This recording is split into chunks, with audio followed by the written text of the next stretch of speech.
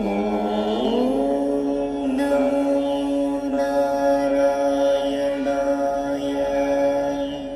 हिरण्याक्षं तावद्वरद भवदन्वेषणपरं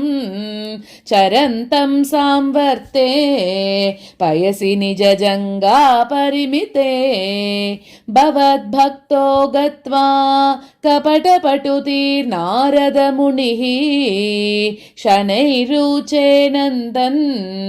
धनुजमपि निन्दं स्तव बलम् समायावि विष्णोर्हरति भवदीयां वसुमतीं प्रभो कष्टं कष्टं किमिदमिति तेनाभिगदितः नदन् क्वासौ क्वासा वितिसमुनिना दर्शितपतः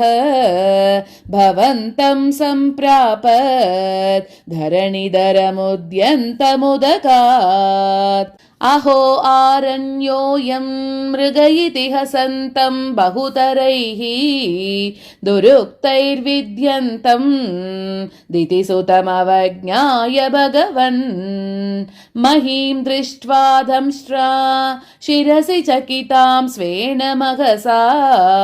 पयोधावादाय प्रसवमुदयुङ्क्ता मृदविदौ गदापानौ दैत्ये त्वमपि हि गृहीतो नतगदः नियुद्धेन क्रीडन् घटघटरवोद्गुष्टवियता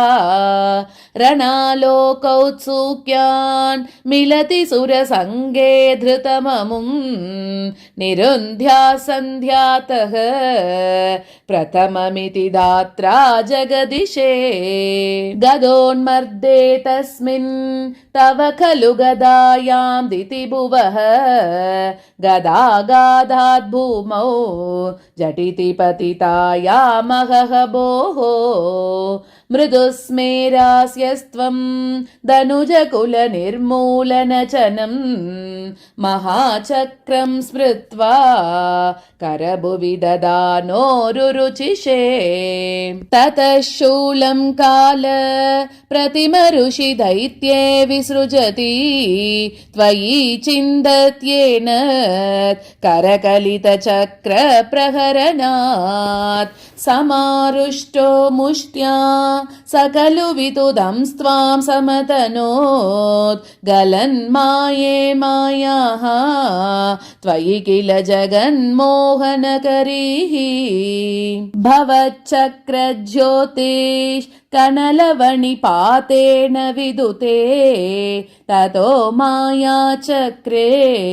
विततगनरोषान्तमनसं गरिष्ठाभिर्मुष्टि